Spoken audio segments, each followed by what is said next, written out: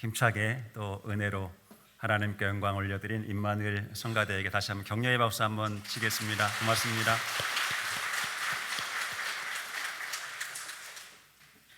오늘 귀한 날에 거룩한 주일에 하나님 앞에 나와서 예배하는 우리 사랑하는 제주 동부교회 성도 모두를 다시 한번 주님으로 축복합니다. 하나님 주시는 그 은혜로 또 한 주간 살아갈 수 있기를, 승리할 수 있기를 주의 이름으로 축원을 드리겠습니다. 오늘 부활절 두 번째 주일입니다. 예수님 부활하셨습니다. 믿으십니까? 예수님 부활하셨고 우리는 그 부활하신 주님이 삶의 희망입니다. 그리고 소망이기에 우리는 예수님을 바라보고 살아가는 성도들입니다. 우리는 예수님의 부활을 축하했고 예수님의 부활을 찬양했고 우리는 예배했습니다. 그렇다면 질문을 드리겠습니다. 부활했던 주님께서 그렇다면 오늘 나와 무슨 관련이 있는 것일까? 예수님은 부활하셨는데 나는 여전히 어떠한 삶을 살아가고 있는지 돌아보는 시간이 되었으면 좋겠습니다. 예수님 부활하셨는데 나는 여전히 십자가 그늘 아래 앉아만 있지는 않는지, 예수님 부활하셨는데 우린 여전히 죄와 절망과 두려움과 고독의 그 그늘에 살아가고 있지는 않는지 돌아봅니다. 부활절 이후 우리 자신을 돌아볼 때 가장 큰 문제가 뭐냐면 우리 여전히 때론 염려와 두려움 가운데 살아가고 있다라는 것입니다. 사랑하는 성도 여러분, 평안하십니까? 여러분 정말 예수 믿으면서 행복하십니까? 사람들이 평안한 것 같지만 대부분 원인을 알 수 없는 두려움이라든지 또는 염려 때문에 그 평안을 빼앗기고 살아갈 때가 많이 있습니다. 현대인을 괴롭히는 두 가지 질병이 있답니다. 그것은 염려와 두려움이라고 이야기합니다. 염려라는 말은 본래 헬라어로 메림나오라고 하는 메림나오, 쪼갠다라는 뜻을 가지고 있습니다. 우리 마음이 날마다 갈기갈기 쪼개지는 것은 이 염려 때문입니다. 그리고 염려와 쌍둥이가 있는데 그것은 두려움입니다. 의학적인 통계를 보면 60세 이전에 심장마비로 사망한 사람들의 90%가 이 두려움 때문이라고 이야기합니다. 모든 종류의 질병, 고혈압, 당뇨, 또 위장병, 암, 이런 종류의 어떤 깊은 뿌리에는 바로 두려움이 자리하고 있다고 합니다. 그래서 미국의 리차드 호프먼이라고 하는 사람은 이렇게 말했습니다. 현대인을 죽이는 것은 질병도 아니고 전쟁도 아니다. 2차 대전 때 전쟁에 나가 죽은 사람보다 전쟁으로 인한 공포로 죽은 사람이 훨씬 더 많다. 질병으로 죽는 사람보다 질병에 대한 두려움으로 죽는 사람이 더 많다. 전쟁보다 질병보다 더 무서운 것이 두려움이다 라고 이야기했습니다. 질문은 바로 이겁니다. 이 염려와 두려움 속에서 예수님의 부활은 어떠한 의미를 갖는 것일까? 부활하신 주님은 염려와 두려움 속에 사는 우리를 어떻게 도와주시는 것일까? 오늘 말씀에 나타나는 예수님의 제자들이 바로 그 사람들입니다. 그들은 하나같이 공포와 이 두려움에 떨고 있었습니다. 19절 오늘 말씀의 앞부분을 보시면 이날 곧 안식 후 첫날 저녁 때에 제자들이 유대인들을 두려워하여 모인 곳에 문을 닫았더니 라고 말씀하고 있습니다. 지금 제자들이 어떠한 상황에 있는지를 설명해 주고 있습니다. 며칠 전 예수님께서 십자가에서 죽으셨습니다. 무덤에 장사되셨습니다. 그리고 모든 것이 다 끝나버렸습니다. 그런데 3일 후에 막달라 마리아가 우연히 예수님의 무덤에 가보고 이상한 것을 발견합니다. 아침 일찍 예수님의 무덤에 갔는데 무덤 문이 열리고 예수의 시신이 없어졌다라는 것이었습니다. 그 말을 듣고 베드로와 요한이 무덤으로 달려가 보았더니 역시 무덤에는 아무것도 없었습니다. 무덤 문을 막고 있던 육중한 돌은 옆으로 굴려졌고 대신 그 자리에 예수님을 싼 수위만 댕그러니 놓여 있었다라는 것입니다. 제자들이 당황하고 있을 때 바로 주의 천사들이 나타나서 말합니다. 너희가 누구를 찾느냐? 십자가에 못 박힌 예수는 너희보다 먼저 갈릴리로 가셨느니라 말씀합니다. 도대체 이것이 무슨 일입니까? 죽은 사람이 살아난다라는 것이 무엇입니까? 도대체 죽은 사람이 어떻게 살아날 수 있단 말입니까? 그런데 분명히 예수님의 시신은 사라졌고 다시 산 그를 본 사람들이 생겨나고 있었습니다. 막달라 마리아나 이 베드로가 잘못 보지 않았다면 무엇인가 보긴 본 모양입니다. 그런데 이해할 수가 없었습니다. 예수님의 시신이 바로 무덤에서 없어진 것은 사실이었지만 예수님이 다시 살아났다라는 것은 도무지 믿질 못하는 것입니다. 오히려 그들에게 엄습한 것은 커다란 두려움이었습니다. 다른 두려움이 아닙니다. 이제는 우리도 꼼짝없이 죽는다라고 하는 두려움이었습니다. 선생이었던 예수님이 무자비에게 죽었습니다. 그러니 자기들은 오죽하겠느냐라고 하는 그 두려움이 그들을 지배했습니다. 그래서 그들은 문을 걸어 잠갔다고 오늘 성경은 기록하고 있습니다. 할 수 있으면 유대인들에게 발각되지 않으려고 문들을 꽁꽁 걸어 잠갔습니다.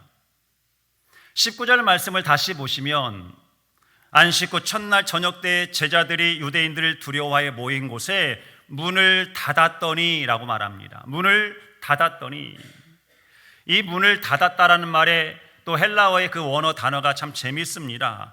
크레이오라고 하는 단어인데 이 말은 단순히 문을 닫았다라는 뜻이 아닙니다. 문을 꽁꽁 걸어 잠그는 것을 의미하는데 두 겹, 세 겹으로 꽁꽁 잠갔다라고 하는 겁니다. 이중, 삼중으로 겹겹이 걸어 잠궜다라는 뜻입니다. 그 정도로 그들은 두려워 떨었다라는 것입니다.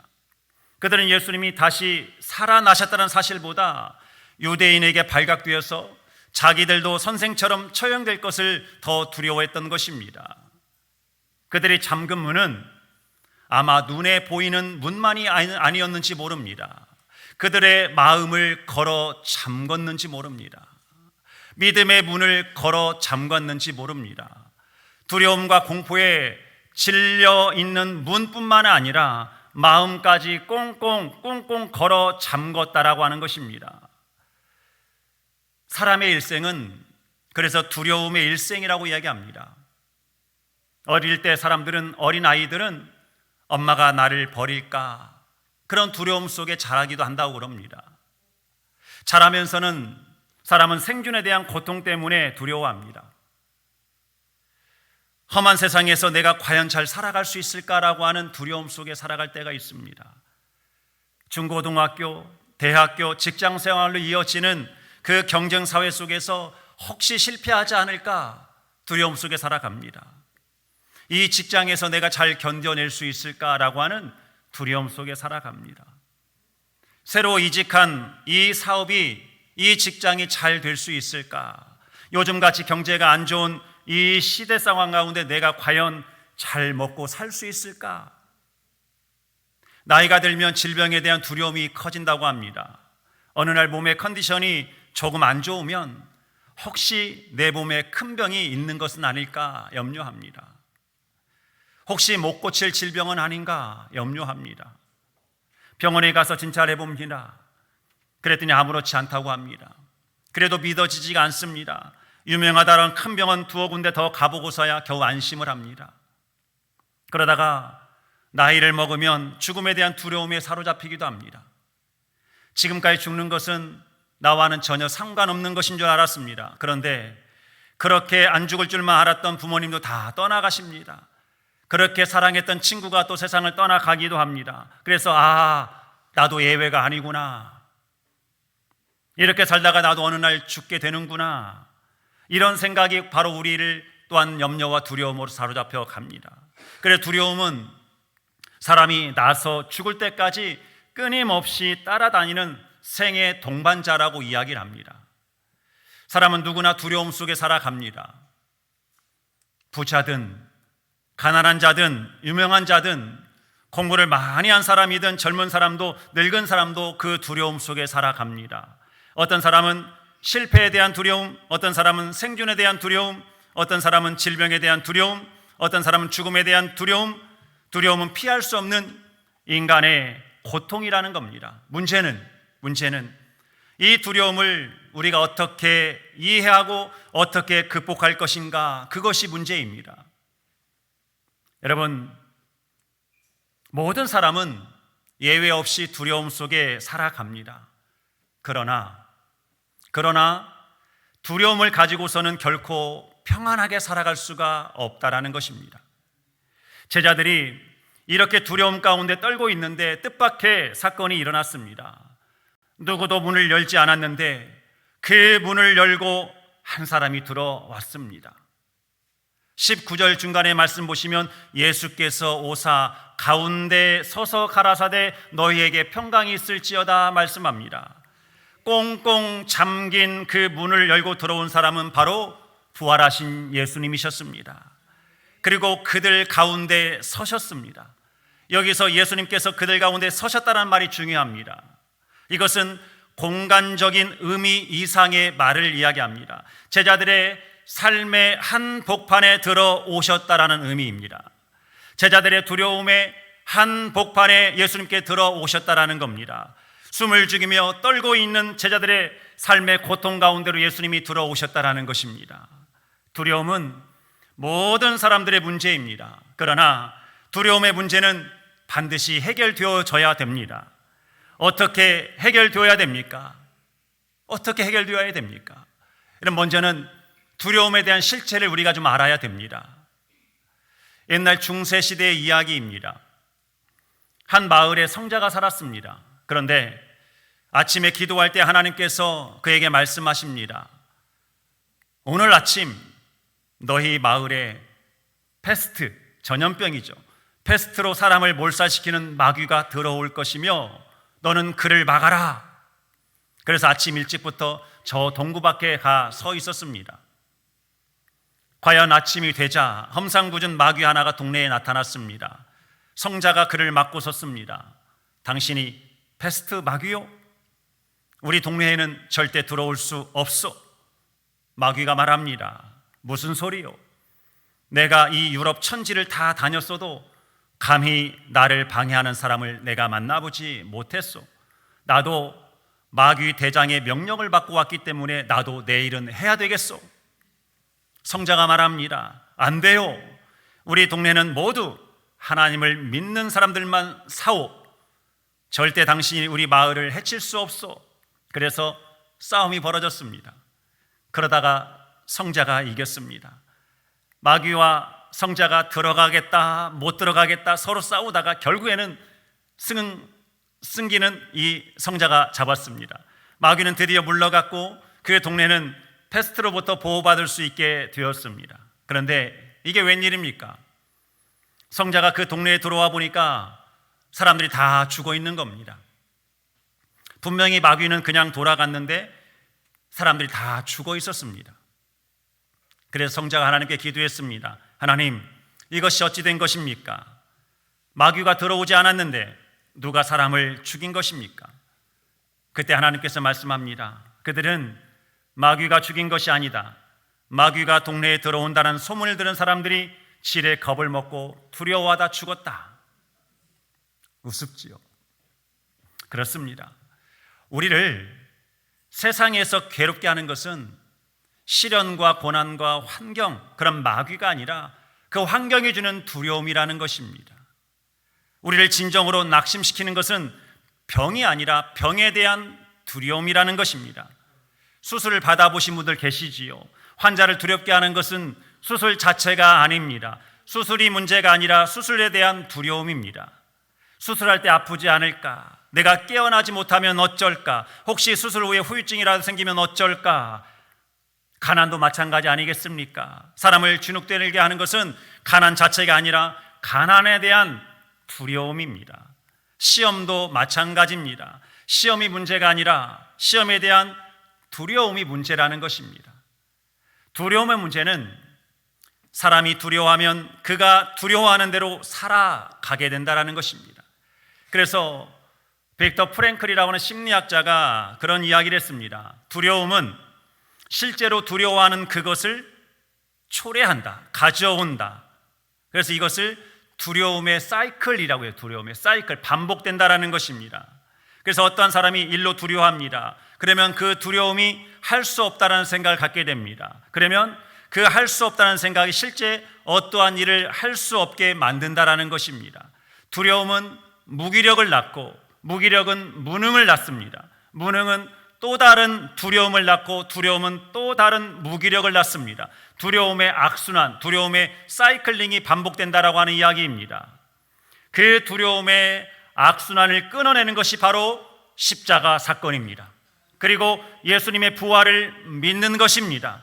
십자가는 결국 두려움의 원인인 그 죄를 죽이고 죄의 결과인 죽음을 죽인 사건이 십자가의 사건이요, 예수님께서 부활하신 사건이라고 하는 겁니다. 그러면 부활이 뭐냐? 다시 말씀드리면 예수님께서 십자가의 죽음으로 모든 죄도 함께 죽었다는 하나님의 인정이요, 하나님의 선언인 것입니다. 그 결과 더 이상 그를 믿는 자에게는 죄로 인한 어떠한 형벌도, 어떠한 죄의식도, 어떠한 두려움도 없어지고 진정한 하나님과의 평화를 이루며 살아갈 수 있게 된다는 것입니다. 이것이 바로 사도 바울이 말하는 에베소서 2장 14절의 말씀입니다. 그는 우리의 화평인지라 그럽니다. 둘로 하나를 만드사 중간에 막힌 담을 허무시고 원수된 것 곧 의문에 속한 계명의 율법을 자기의 육체로 다 폐하셨다라고 말씀합니다. 막힌 담을 허셨습니다. 그리고 에베소 2장 16절 말씀에 이렇게 또 말합니다. 이는 십자가로 이 둘을 한 몸으로 하나님과 화목되게 하려 하심이라. 아멘. 바로 이렇게 우리 만들어 주셨다라는 겁니다.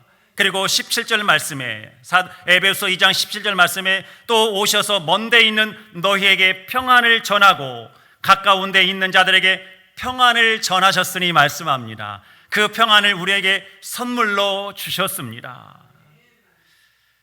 그리고 사도 바울은 고린도전서 15장 부활장에서 그렇게 말합니다. 15장 26절 말씀에 맨 나중에 멸망받을 원수는 사망이니라 말씀합니다. 죽음이라는 겁니다. 그런데 바울은 또한 고린도전서 15장 55절 56절 말씀에 그렇게 말합니다. 마지막 승리에 대해 선포하면서 사망에 대해서 비웃어버립니다. 사망아, 너희의 승리가 어디 있느냐? 사망아, 내게 쏘는 것이 어디 있느냐? 사망은 예수님이 승리하고 예수님이 이미 그걸 짓밟았다라고 선언하는 것입니다.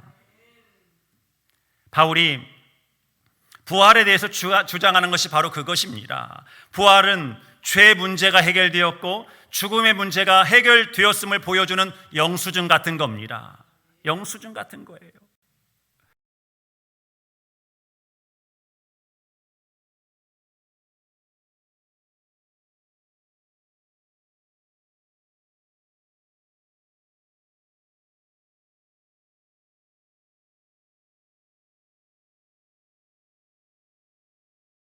문제는 다 끝냈다라는 것이 바로 영수증이, 바로 그 영수증이 부활이라고 하는 겁니다.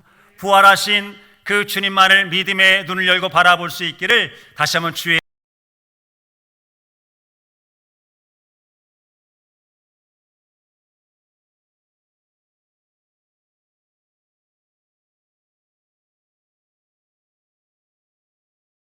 없는 것입니다. 인간이 가지는 모든 공포와 두려움과 불안의 근원은 죽음에 있다고 답을 할 것입니다. 우리가 아무리 미래에 대해서 예비하고 애를 쓴다고 해도 죽음 그 이후에 대해서 무지하다면 근원적 불안을 우리는 없앨 수 없습니다. 그러나 기독교인들은 미국의 베일러라고 하는 대학교가 있는데 거기에 종교사회학자인 로드니 스탁이라고 하는 교수님이 계십니다. 이분이 기독교의 발흥이라고 하는 그 책에서 이런 이야기를 했습니다.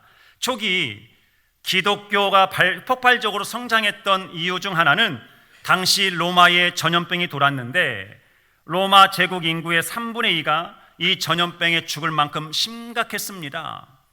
다른 사람들은 다 도망갔습니다. 심지어 가족도 버리고 다 도망갔습니다. 그런데 기독교인들은 끝까지 아픈 사람들을 돌보았습니다. 도망가지 않고 자기 가족만이 아니라 길거리에 쓰러진 사람들도 자기 집에 데려가서 보살폈습니다. 어떻게 이게 가능했겠습니까? 죽음이 두렵지 않았던 것입니다. 목숨을 함부로 여겼다는 것이 아닙니다. 목숨을 함부로 여기면 길거리에 전염병으로 쓰러진 사람들을 데려다가 보살필 수가 없습니다. 그러나 그것이 올바른 것이고 하나님 보시기에 합당한 일이면 자기 목숨을 희생하면서도 그런 일을 하였습니다. 이렇게 얘기했어요. 그리고 또 한 가지 뭐라고 했냐면 그 중에 이런 이야기 있습니다. 기독교인들이 핍박당하고 사자들 밥으로 던져질 때 기도하고 평안함 가운데 죽음을 맞았습니다. 테러리스트들에게 무기를 들고 맞서지 않았습니다. 그들이 그럴 수 있었던 것은 죽음 그 자체를 두려워하지 않았기 때문이고, 죽음이 궁극적인 두려움이 되지 못했던 것은 부활에 대한 확신 때문이었습니다 라고 이야기했습니다. 사랑하는 제주 동부교회 성도 여러분, 부활에 대한 확신, 우리는 부활의 신앙을 가지고 살아가는 성도요 그리스도인입니다. 그러나 앞으로 부활할 것만 믿고 살아가는 것이 아니라 내 삶의 한 복판에 부활하신 그리스도를 모시고 살아가는 그 삶이 되기에 우리는 두려워하지 않는 것입니다. 사랑하는 성도 여러분, 기독교인들은 달라야 됩니다. 그리스도인은 달라야 됩니다. 미래에 대한 긍정적인 확신을 가지고 있으면 오늘의 내 삶이, 내 모습이 달라지는 것입니다. 다시 한번 묻겠습니다. 여러분, 부활을 믿으십니까? 어떻게 알지요? 어떻게 알지요? 현재 여러분의 삶이 그것을 말해 주어야 된다는 것입니다. 여러분에게 인생에 두려움이 있습니까? 두려움이 있다는 것이 문제가 아니라 두려움에 사로잡힌다는 사실이 문제입니다. 두려움은 말씀드린 것처럼 무기력을 낳고, 무기력은 실패를 낳습니다. 두려움의 그 고리를 끊어내야 되는 것입니다. 십자가는 바로 두려움의 근본 원인인 죄와 죽음의 고리를 끊고 하나님의 승리였습니다. 그럼 우리는 그 승리를 믿고 이 세상 가운데 저 예배당 문을 열고 나아가서 예배로 끝나는 것이 아니라 여러분의 삶의 자리에서 그런 승리의 삶을 살아가야 될 줄로 믿습니다. 예수께서 말씀하십니다. 내가 너에게 평안을 주노라. 그 평안을 받았습니다. 여러분의 가정에서, 일터에서 그 평안함을 잃지 않고 승리하는 여러분의 가정과 일터가 되시기를 주님의 이름으로 축원드리겠습니다. 여러분, 요한복음 16장 33절 말씀에서도 이렇게 말씀합니다. 이것을 너희에게 이르는 것은 너희로 내 안에서 평안을 누리게 하려 함이라. 세상에서는 너희가 환난을 당하나 담대하라. 내가 세상을 이기었노라 말씀합니다. 이미 이기신 예수님, 그 예수님 붙들고 여러분 삶의 자리에서 승리하시는 여러분의 가정과 일터가 되기를 다시 한번 주님으로 축복하겠습니다. 기도합니다. 사랑하는 주님, 감사합니다. 거룩한 주일에 예배자로 불러주셔서 하나님을 마음껏 찬양하며 예배하며 우리의 마음 문을 열고 귀를 열어서 말씀을 듣게 하시니 감사합니다. 하나님, 내가 너에게 평안을 주노라 말씀하신 것처럼 그 평안을 받았기에 이제 세상 가운데 우리의 직장과 일터 가운데서 염려와 두려움이 아니라 평강으로 승리하는 우리의 일터와 우리의 자녀 세대와 우리의 부모님 세대, 우리의 삶의 전 영역이 될 수 있도록 하나님 붙잡아 주시옵소서. 감사드리며 예수님의 이름으로 기도하옵나이다. 아멘. 축도하겠습니다. 이제는 예수 그리스도의 은혜와 하나님의 크신 사랑과 성령의 교통하심이 부활하시고 승천하시고 다시 오셔서 너희에게 평강